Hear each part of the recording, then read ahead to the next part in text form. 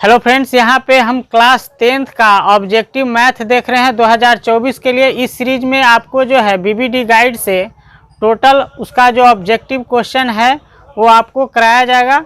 और यहाँ से 100% जो है ऑब्जेक्टिव जो 50 नंबर का मैथ में पूछा जाएगा बिहार बोर्ड से, उसमें 50 का 50 क्वेश्चन जो हम पढ़ाएंगे उससे बाहर नहीं होगा। तो आज पहला वीडियो है, तो देखते हैं। पहला क्वेश्चन जो दिया हुआ है, कह रहा है दो लगातार संख्याओं का मसा है। ऑप्शन नंबर ए में दिया हुआ है 4, बी में दिया हुआ है 2, सी में दिया हुआ है 0 और डी में दिया हुआ है 1। तो महत्तम समावर्तक जो है HCF, यहाँ पे देखेंगे HCF, इसको इंग्लिश में अगर लिखा रहेगा तो HCF भी आपको लिखा रहेगा। तो यहाँ पे जो है महत्तम समापवर्तक दो तरीका से निकालते हैं, एक गुणनखंड विधि से निकालते हैं और एक भाग विधि से निकालते हैं।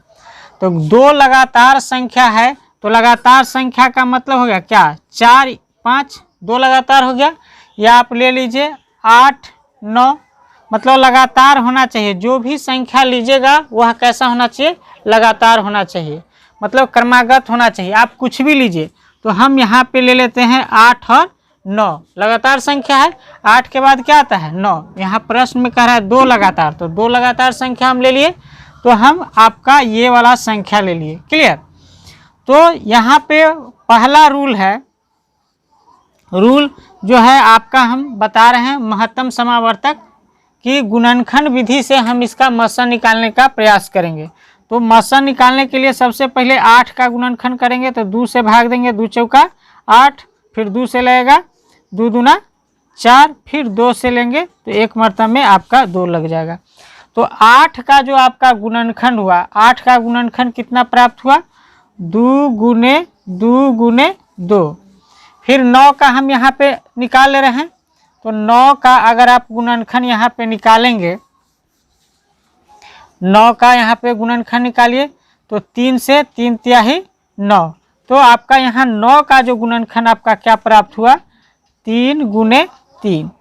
तो गुणनखंड विधि में दो जो संख्या होता है उसका गुणनखंड प्राप्त कर लेते हैं, और उसमें जो संख्या जोड़ा होता है, जो मिलता हुआ रहता है, उसको बाहर छांट लेते हैं। क्लियर। तो देखिए 8 का गुणनखंड 2 2 2 3 बार आया है, और 9 का जो गुणनखंड है 3 3 आया है। तो इसमें दोनों में कोई कॉमन है, मिल रहा है, इसमें 2 नहीं है, ऊपर में 3 नहीं है। क्लियर। तो कोई मिल नहीं रहा है। तो इस परिस्थिति में जो आपका महत्तम समापवर्तक होता है, याद कर लीजिएगा, जब गुणनखंड में कोई भी अगर संख्या नहीं मिलेगा, ऊपर नीचे दोनों में कॉमन नहीं रहेगा, तो मसा क्या हो जाएगा, 1 हो जाएगा। क्या हो जाएगा, 1।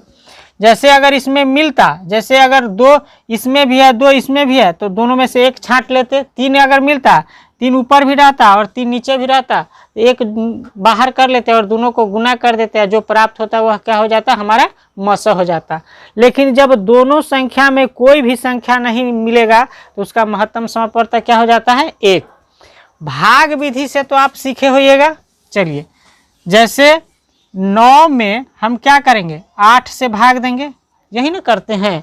छोटी संख्या से मसा आप सीखे ना, महत्तम समापवर्तक, तो बड़ी संख्या में क्या करते हैं, भाग देते हैं।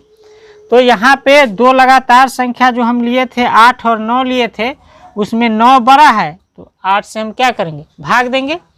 तो 8 से आप भाग दीजिएगा तो एक मर्तबा में लगेगा, है ना। तो 8 एकाई 8, यहाँ माइनस कीजिएगा तो 9 में से 8 जाएगा तो कितना बचेगा, 1। अब यहाँ पे 1 बचा। अब फिर ये वाला संख्या यहाँ उतर के आ जाएगा, उतर के आ गया ना। अब 1 से 8 में भाग दीजिएगा तो 8 मर्तबा में माइनस कीजिएगा तो क्या आ जाएगा, 0। अब यह जो है आपका क्या हो गया, महत्तम समापवर्तक। यही ना मसा हो जाता है, सीखे हैं कि नहीं। तो यहाँ पर आप देखें, एक भाग विधि से भी हम मसा निकाले, तो मसा हमारा कितना आया, 1 आया कि नहीं।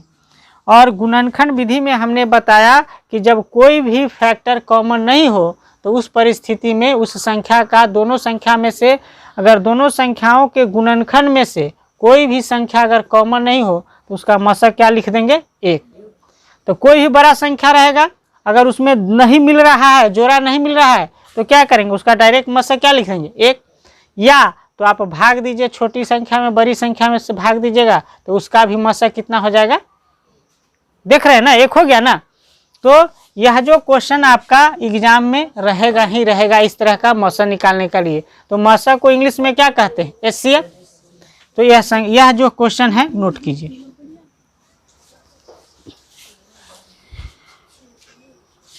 क्वेश्चन नंबर 2 में देखेंगे, कह रहा है यदि A और B अभाज्य संख्या है तो A और B लसा है, लघुत्तम समावर्तक जिसको LCM कहते हैं।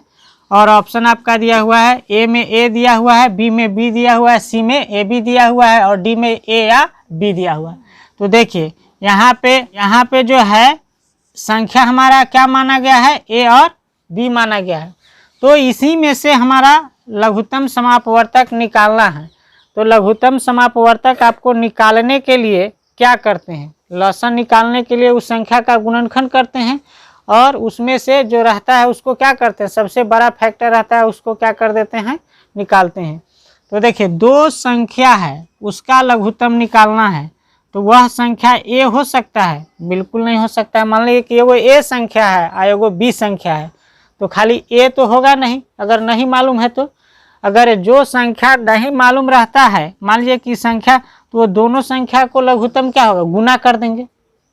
जैसे मान लिया कि संख्या कोई 3 है और 5 है, ठीक है, तो इसका दोनों का एलसीएम निकालना है। तो इसमें नहीं कोई कट रहा है तो क्या करते हैं, 3 गुने क्या कर देंगे 5, तो 5 या क्या हो जाएगा 15।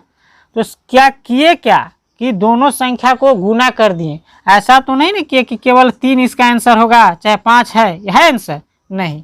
तो उसी प्रकार से A संख्या है और B संख्या है, तो A यह हो गया और B यह हो गया ना। तो इस दोनों में से कोई एगो संख्या तो लघुत्तम होगा नहीं, क्या होगा, लघुत्तम क्या हो जाएगा, एलसीएम। उसका एलसीएम जो हो जाएगा उस दोनों संख्या का गुना हो जाएगा। तो पहला संख्या भी नहीं होगा, B नंबर ऑप्शन भी नहीं होगा, और C में देखिए वह दोनों संख्या A B क्या है, गुना में है। तो गुना में है तो यही आपका आंसर हो जाएगा, है ना।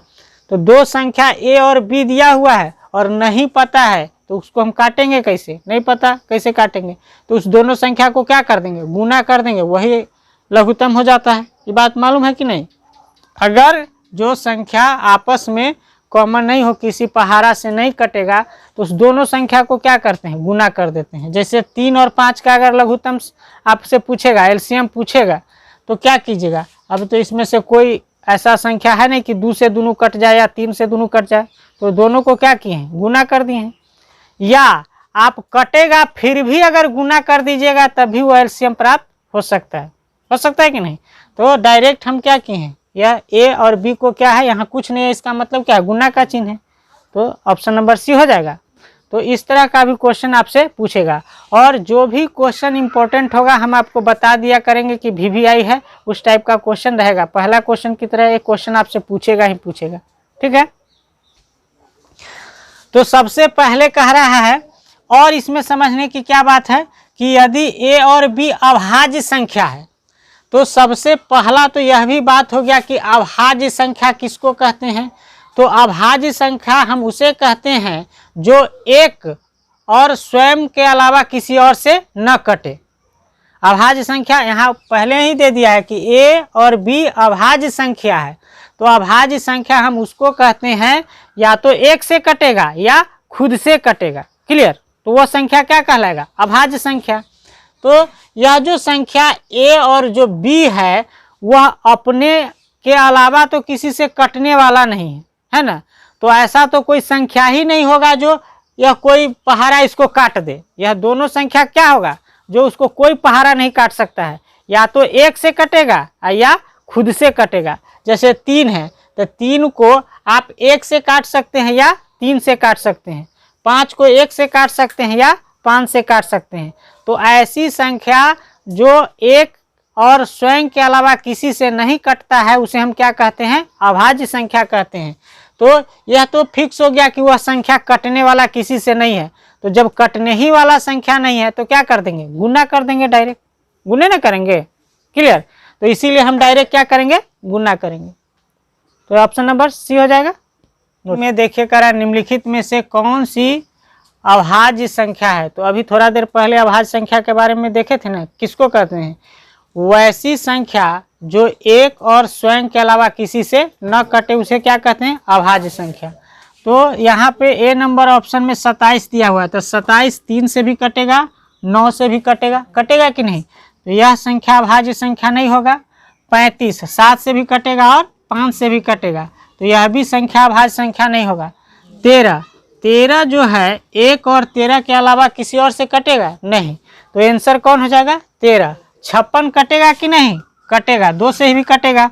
तो किसी भी संख्या से अगर कट गया तो अभाज्य संख्या होगा नहीं। अभाज्य संख्या होने के लिए वह किसी से नहीं कटना चाहिए, केवल एक से कटेगा और खुद से कटेगा। तो 13 एक ऐसी संख्या है जो अपने और एक से कटेगा, स्वयं से कटेगा नहीं तो एक से कटेगा। तो इसको बनाने की कोई आवश्यकता नहीं है, आप डायरेक्ट आंसर 13 लिख सकते हैं ना। तो क्वेश्चन नंबर 3 का आंसर क्या हो जाएगा? सी, 13 नंबर। तो नोट कीजिए। प्रश्न संख्या 4 में देखेंगे, कह रहा है 45 तथा 60 का मशक है। तो ए में 45, बी में 3, सी में 1 और डी में 15 दिया हुआ है। तो महत्तम समापवर्तक निकालने के लिए 2 विधि हम लोगों ने सीखा था, एक गुणनखंड विधि सीखा था और दूसरा भाग विधि। तो गुणनखंड विधि में क्या करते हैं, पहली संख्या को हम क्या करेंगे? तोड़ देंगे। तो कैसे टूटेगा? यह 3 से, 3 एकाई 3, 3 पचे 15, फिर 3 से लगेगा, 3 पचे 15, फिर 5 से 1 मरतबे। तो यहाँ पे आपका ये हो गया। अब दूसरा हम 60 को तोड़ देते हैं। 60 को 2 से भाग लेंगे, 2 तिया 6 30, फिर 2 से लगेंगे 15 दूना 30, फिर 3 से लगेगा 3 पचे 15, फिर 5 से लगेगा 5 इकाई 5। तो देखिए 45 का जो आपका जो है गुणनखंड, यहाँ पे 45 का हम गुणनखंड लिख रहे हैं। तो कितना है? 3 गुने 3 गुने 5। और यह जो है 60 का जो है आपका गुणनखंड है 2 गुने 3 गुने 5, है ना।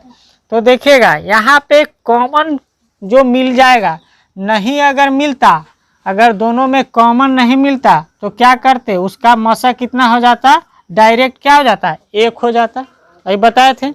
लेकिन इसमें मिल रहा है, एगो 3 मिल रहा है और दूसरा 5 मिला है। इसका 3 का जोड़ा इधर नहीं है, जोड़ा मिलना चाहिए। तो ये दोनों को अलग कर लेंगे। तो आपको HCF निकालने के लिए इसमें से क्या करेंगे? 3 गुने क्या करेंगे? 5। तो गुना करेंगे तो 5 त्या कितना हो जाएगा? 15। तो ये आपका आंसर हो जाएगा। दोनों में जो कॉमन होगा वही क्या हो जाएगा? आपका HCF। गुणनखंड विधि से दूसरा भाग देते 45 से 60 में, तो उसको पहाड़ा आता तो आसान होता, नहीं तो मुश्किल हो जाता। और बड़ा अगर और भी संख्या रहेगा तो उसको कैसे भाग विधि से तोड़िएगा? नहीं ना संभव है। तो उसको क्या संभव है? गुणनखंड विधि से ही निकालना संभव है। तो ये विधि ज़्यादा आपके लिए जरूरी है। तो यहाँ पे 15 किस में है? डी नंबर ऑप्शन में। तो कौन सा आंसर हो जाएगा? डी हो जाएगा ना। चलिए नोट कीजिए। इतना हम समझा ही दे रहे हैं कि आपको दोबारा पूछने का जरूरत नहीं पड़ेगा। क्वेश्चन नंबर 5 में कह रहा है सह अभाज्य संख्याओं का मश होता है। तो आपको यह तो पता है कि अभाज्य संख्या किसको कहते हैं। क्या किसको कहते हैं? जो संख्या एक और खुद से कटे उसे क्या कहते हैं? अभाज्य संख्या। किसी दूसरे संख्या से न कटे। लेकिन सह अभाज्य संख्या उसे कहते हैं, वह संख्या क्या होना चाहिए? अभाज्य संख्या होना चाहिए, लेकिन वो दोनों संख्याओं के बीच में अंतर कितना होना चाहिए? 2। यहाँ पे जो अभाज्य संख्या लिखना है, 2 अभाज्य संख्या जिसके बीच में अंतर कितना होना चाहिए? 2 का अंतर होना चाहिए। तो सबसे पहले आप देखिए 3 और क्या हो जाएगा? 5, इसके बीच में अंतर कितना है? 2 का है। और 7 8 9 नहीं होगा। और क्या हो सकता है? 11 और 13 हो सकता है। नहीं, 11 और 13 हो सकता है। इसका भी अंतर कितना है? 2 है बीच में। तो इस तरह से कोई भी संख्या जिसके बीच में अंतर कितना होगा? 2 होगा, उसको हम क्या कहेंगे? सहभाज्य संख्या कहेंगे। तो यहाँ पे जो है हम इसी का लेकर के बना रहे हैं। तो हम भाग विधि से बना रहे हैं क्योंकि छोटा है। तो 3 भागा 5 कर दे रहे हैं, है ना। तो 3 से 5 में भाग देंगे तो 1 मरतबा मिलेगा, 3 इकाई 3, माइनस करेंगे तो यहाँ कितना बचेगा 2, फिर इस 2 से इस 3 में भाग देंगे तो यहाँ पे उतारेंगे तो 2 से 1 मरतबा मिलेगा 2, फिर माइनस करेंगे 1 और इस 1 से यहाँ पे हम 2 में भाग देंगे, 2 दूना 2 इकाई 2, यह माइनस करेंगे 0 हो जाएगा। तो आपका मौसा कितना हो जाएगा, मौसा आपका हो जाएगा 1, है ना। तो जब आप ये चीज़ जान रहे हैं कि कोई भी अभाज्य संख्या का जो गुणनखंड करेंगे तो दोनों में से कोई कॉमन फैक्टर होगा नहीं। जब कॉमन फैक्टर नहीं होगा तो उसका जो है अभाज्य संख्या का जो मौसा आएगा हमेशा कितना आएगा, 1 आएगा। अभाज्य संख्या का मौसा कितना आएगा, 1। तो एक आंसर हम यहाँ पे बी में दिया हुआ है, उसको टिकेंगे। चाहे सअभाज्य संख्या हो या नॉर्मल अभाज्य संख्या हो, उसका मौसा हमेशा कितना आएगा, 1। क्वेश्चन नंबर 6 में देखेंगे, कह रहा है 144 के अभाज्य गुणनखंड में 2 घातांक है। तो 144 का जो है, यह 144 को जो है इसका अभाज्य गुणनखंड के बारे में आपसे कह रहा है, क्लियर। और अभाज्य गुणनखंड कह रहा है जिसका घातांक 2 का घातांक आपसे पूछ रहा है। तो 2 का घातांक, पहले इसको गुणनखंड कीजिए। 144 को तोड़िएगा तो कम से कटेगा, 2 से 2 सत्ते 14, 2 दूना 4, फिर 2 से कटेगा 2 तिहाई 6, 2 छक 12, फिर 2 से कटेगा 2 इकाई 2, 2 अठे 16, फिर 2 से कटेगा 2 दूनमा 18, फिर 3 से कटेगा 3 तिहाई 9, फिर 3 से कटेगा 3 इकाई 3। तो देखिए 144 का आप देख लीजिए, 144 का जो है 2 का घातांक आप निकालिएगा तो इसका गुणनखंड हो जाएगा। 2 कै बार आया है, 1 2 3 4। तो हम ऐसा लिख सकते हैं, 2 का घात कितना लिख सकते हैं, 4। 2 के पावर 4 का मतलब क्या है, 2 4 बार गुना है, ऐसा होता है ना। 3 कै बार आया है, 1 2, 2 बार आया है। तो गुने हम 3 के पावर कितना लिख सकते हैं, 2। अब 2 को 4 बार गुना किया गया है और 3 को 2 बार गुना किया है, इसको गुना और दोनों को आपस में गुना कीजिएगा तो कितना आ जाएगा, 144। तो हमें इससे मतलब नहीं है, हमें पूछ क्या रहा है, 2 का घातांक। तो आंसर में आपसे पूछ रहा है 2 का घातांक, 2 का घातांक आपसे पूछ रहा है। मतलब घातांक किसको कहते हैं, जो संख्या के ऊपर में पावर रहता है उसको क्या कहते हैं, घातांक कहते हैं। तो 2 का घातांक कितना है, 4। 2 के पावर कितना है, 4। 2 कै बार आया है, 4 बार, तो उसी को घातांक कहते हैं। अगर 5 के पावर 5 रहता तो 5 को 5 बार गुना किया गया रहता है ना। तो जो संख्या के ऊपर पावर रहता है उसको क्या कहते हैं, घातांक कहते हैं। तो यह जो है इसी को पावर को क्या कहते हैं, घातांक कहते हैं या घात कहते हैं, क्लियर। तो 2 का घातांक कितना है, 4। तो 4 किस में है, सी नंबर ऑप्शन में है कि नहीं, समझ में आया ऋतु कि नहीं। तो घातांक उसको कहते हैं जो संख्या के ऊपर पावर आता है। तो हमसे पूछ रहा है 2 का, तो हम 3 का काहे देखेंगे, केवल 2 का, क्लियर। नोट कीजिए, यहाँ क्वेश्चन नंबर 7 में दिया हुआ है, निम्नलिखित में कौन सा संख्या अभाज्य संख्या है। तो अभाज्य संख्या किसे कहते हैं, जो 1 से कटे और खुद से कटे उसे क्या कहते हैं, अभाज्य संख्या। तो 91 जो है किसी संख्या से कटेगा कि नहीं, कैसे कटेगा, 13 से कटेगा। 13 26 13 39 13 चौका 52 13 25 65 और 13 सत्ते 91। तो यह जो 91 7 से भी कटेगा और 13 से भी कटेगा, है ना। तो यह संख्या अभाज्य संख्या होगा नहीं। तो आपसे पूछ रहा है अभाज्य संख्या। 213 जो है कैसे कटेगा, 3 से कटेगा, 3 सत्ते 21 और 3 इकाई 3, है ना। तो यह भी संख्या आपका अभाज्य संख्या नहीं है। 41 जो है किसी संख्या से कट रहा है, देखिए तो नहीं कटेगा, वह 1 से कटेगा और 41 से कटेगा। 501 भी दूसरे संख्या से कट जाएगा, है ना। तो आपका ऑप्शन क्या हो जाएगा, 41 जो है सी नंबर ऑप्शन हो जाएगा। तो अभाज्य संख्या भी आप देख रहे हैं कि बराबर पूछ रहा है, तो इसको भी ध्यान में रखिएगा, नोट कीजिए।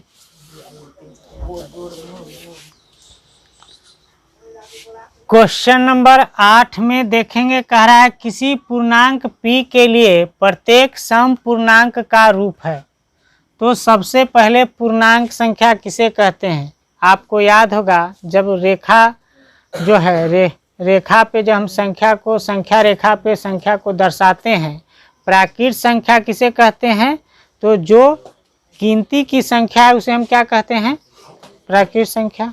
पूर्ण संख्या किसको कहते हैं? तो प्राकृतिक संख्या मतलब गिनती की संख्या में शून्य को शामिल कर देते हैं तो क्या हो जाता है? पूर्ण संख्या। क्लियर। और जो है पूर्णांक किसको कहते हैं? तो प्लस वाला भी और माइनस वाला सब शामिल हो जाए तो क्या हो जाता है? पूर्णांक हो जाता है ना। तो कह रहा है सम पूर्णांक, तो सम पूर्णांक किसे कहेंगे? तो सम संख्या किसे कहते हैं? जो 2 से विभाजित हो जाए उसे हम क्या कहते हैं? सम संख्या। और जो 2 से विभाजित नहीं हो उसे हम क्या कहते हैं? विषम संख्या। 2 से जो विभाजित हो जाए उसे सम संख्या, और जो 2 से विभाजित न हो उसे विषम संख्या। जैसे 2 से 4 कटेगा, 6 कटेगा, 8 कटेगा, 10 कटेगा, 12 कटेगा, 16 कटेगा, 18, तो यह सब संख्या क्या है? सम संख्या। बाकी जो बचिया विषम संख्या। तो सम पूर्णांक संख्या का रूप है। तो इसमें सम पूर्णांक संख्या का रूप क्या होगा? सो देखिएगा, किसी भी संख्या में मान लीजिए कोई भी संख्या है, उसमें अगर आप 2 से गुना कीजिएगा तो वह संख्या जो प्राप्त होगा वह संख्या क्या प्राप्त होगा? सम संख्या प्राप्त होगा। क्या प्राप्त होगा? सम संख्या। कोई भी संख्या हो, एक्स वाई जेड कुछ भी संख्या हो, अगर उसको 2 से यहाँ पे गुना करते हैं तो वह संख्या जो प्राप्त होगा क्या होगा? सम संख्या। अब यहाँ पे देखिए 2 से पी में गुना किया है तो इसको मान लीजिए क्या हो गया? सम संख्या। पी कोई संख्या ही ना होगा तो वह सम संख्या होगा। अब प्लस 1, तो जब सम संख्या में 1 जोड़ दीजिएगा तो वह कैसा संख्या हो जाएगा? विषम संख्या। सम संख्या में 1 जोड़ेंगे तो क्या हो जाएगा? विषम संख्या। जैसे सम संख्या 2 है, 2 में 1 जोड़िएगा तो क्या हो जाएगा? 3, तो 3 कैसा संख्या है? विषम संख्या। 4 संख्या सम है और 4 में 1 जोड़िएगा तो क्या हो जाएगा? 5, तो 5 क्या हो जाएगा? विषम संख्या। तो सम संख्या में 1 जोड़ेंगे तो विषम संख्या, और किसी भी संख्या में सम से अगर गुना करेंगे तो जो संख्या प्राप्त होगा हमें क्या प्राप्त होगा? सम संख्या। जैसे एग्जाम्पल देखिए, 2 गुने 5, 5 में हम 2 से गुना किए तो 5 गुना कितना हो जाए? 10, तो 10 कैसा संख्या है? सम संख्या। 2 में आप 3 से गुना करिए, 3 में गुना कर 3 गुना क्या हो जाएगा? 6, तो यह संख्या कैसा प्राप्त हुआ? सम संख्या। तो 2 में कोई भी संख्या से गुना करेंगे तो जो संख्या प्राप्त होगा वह संख्या क्या हो जाएगा? सम संख्या। ये तो पता चल गया। और सम संख्या में 1 जोड़ेंगे तो वह संख्या क्या हो जाएगा? विषम संख्या। तो ऑप्शन नंबर ए होगा। आपसे सम पूर्णांक का रूप पूछ रहा है तो ये तो होगा नहीं, क्योंकि सम संख्या है उसमें 1 जोड़ दिया तो ए में क्या हो गया? विषम संख्या। पी के बारे में तो कुछ पता ही नहीं, वो है क्या, तो उसको तो मानेंगे नहीं। वो तो पूर्णांक है लेकिन सम है कि विषम तो कुछ पता नहीं चल रहा है। अब देखिए यहाँ भी पी है और यहाँ 1 है, तो यह अगर सम संख्या होगा तो 1 जोड़ेंगे तो क्या हो जाएगा? विषम संख्या। अगर विषम संख्या होगा तो 1 जोड़ेंगे तो सम संख्या। तो हमको तो कुछ पता रहता तब ना, तो कुछ पता नहीं है तो इसको भी छोड़ दीजिए। ऑप्शन नंबर डी में देखिए 2 में पी से गुना किया गया है तो यह ही संख्या जो है आपका सम पूर्णांक होगा, क्योंकि अभी बताए हैं कि 2 से किसी भी संख्या में गुना करेंगे तो वह क्या हो जाएगा? सम संख्या। और ऐसा पूर्णांक जो सम हो उसे सम पूर्णांक संख्या कहेंगे। तो यही आपका रूप हो जाएगा ऑप्शन नंबर डी। क्लियर? तो इसको नोट कर लीजिए। नहीं समझ में आया तो पूछिएगा। क्वेश्चन 9 में कह रहा है 8 के पावर 0 गुने 2 के पावर 0। किसी भी संख्या के पावर में 0 हो तो उसका मान आता है 1। जैसे मान लिया जाए कि n के पावर 0 तो उसका मान कितना आएगा? 1। तो कोई भी संख्या हो उसका पावर अगर 0 दे दिया जाए तो वह 0 नहीं होता है। हमेशा ध्यान रखिएगा। कुछ लोग समझ जाते हैं कि इसके पावर 0 है तो 0 होगा। हाँ, किसी भी संख्या में 0 से गुना करने पर संख्या 0 हो जाता है। इसका मतलब ये नहीं है कि 8 के पावर 0 है तो 0 से गुना करना है। नहीं, 8 कै बार आया है? 0 बार आया है। इसका मतलब उसका मान कितना होता है? 1। कोई भी संख्या के पावर 0 हो तो उसका मान कितना आएगा? 1। तो n के पावर 0 का मतलब क्या? 1। n बराबर क्या है? कोई संख्या है ना। n बराबर कोई संख्या है। तो 2 के पावर 0 तो इसका ही मान कितना हो जाएगा? 1। तो मान लिया जाए कि 1 और गुने 1 तो कितना प्राप्त होगा? 1। 1 गुने 1 करेंगे तो कितना प्राप्त होगा? 1। तो आंसर कौन सा हो जाएगा? बी नंबर ऑप्शन हो जाएगा। क्योंकि 8 के पावर में 0 है तो इसका भी मान 1 हो गया। 2 के पावर में 0 है तो उसका ही मान कितना हो गया 1, और 1 को गुना करेंगे तो क्या हो जाएगा 1, इसीलिए आंसर क्या हो जाएगा 1।